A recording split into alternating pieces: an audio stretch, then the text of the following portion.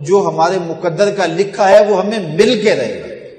شیخ Saadi Shirazi فرماتے ہیں یہ کبھی نہیں ہوتا کہ مقدر کا لکھا نہ ملے، ہمارے اوپر صرف کوشش کرنا ہے۔ انہوں نے بڑی خوبصورت مثال دی کہ ایک بندہ جا رہا تھا جنگل میں، تو اس نے دیکھا کہ ایک لومڑی ہے جس کے پاؤں بھی کٹے ہیں، ہاتھ بھی کٹے ہوئے، تو اس نے کہا مالک تو اس کو کیسے رزق دیتا ہوگا؟ تو وہ ایک درخت پہ چڑھ کے بیٹھ گیا۔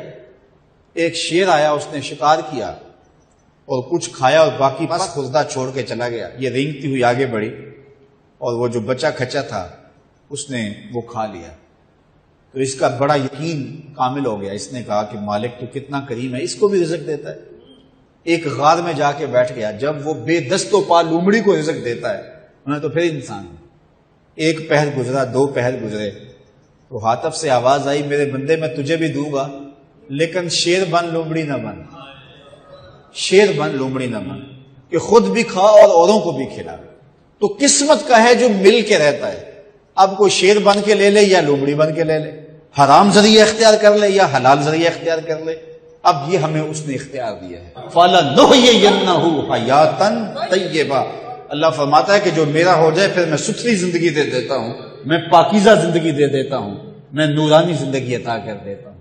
تو یقیناً جو اس کے ہو جائیں پھر اللہ اس کا ہو جاتا ہے۔ فَلَنُحْيِيَنَّهُ حَيَاتًا طَيِّبَةً کا روپ چڑھتا ہے ان کے چہرے کے اوپر، زندہ ہوتے ہیں تو خوبصورت زندگی گزارتے ہیں، اور جب اس دنیا سے جاتے ہیں تو پھر بھی خوبصورت زندگی گزارتے ہیں۔ اللہ تعالی ہمیں ایسا کر دے کہ مرنے کے بعد بھی ہمارے چہرے پہ رسول اللہ کے انوار کا عکس نمایاں ہو، اور دنیا کی زندگی میں رہیں تو ہم طمانیت کی زندگی، سکھ اور چین کی زندگی گزاریں۔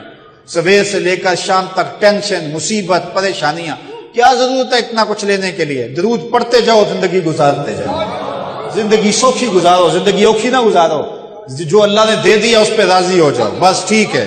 اگر کوئی لوگ تمہیں گالیاں دیتے ہیں، برا کہتے ہیں، کوئی بات نہیں، بلیا لوکی تینوں کافر کافر آکھن تو آہو آہو آخ۔ کوئی تکلیفیں دیتا ہے پھر بھی پریشان نہ ہو، رزق تھوڑا ہے تب بھی پریشان نہ ہو، زیادہ ہے پھر بھی ٹینشن نہ لو، اللہ کا شکر ہے، اللہ نے جس حال میں رکھا ہے۔ اور سنو، میں کہتا ہوں کہ یہ ٹینشن فری حدیث ہے۔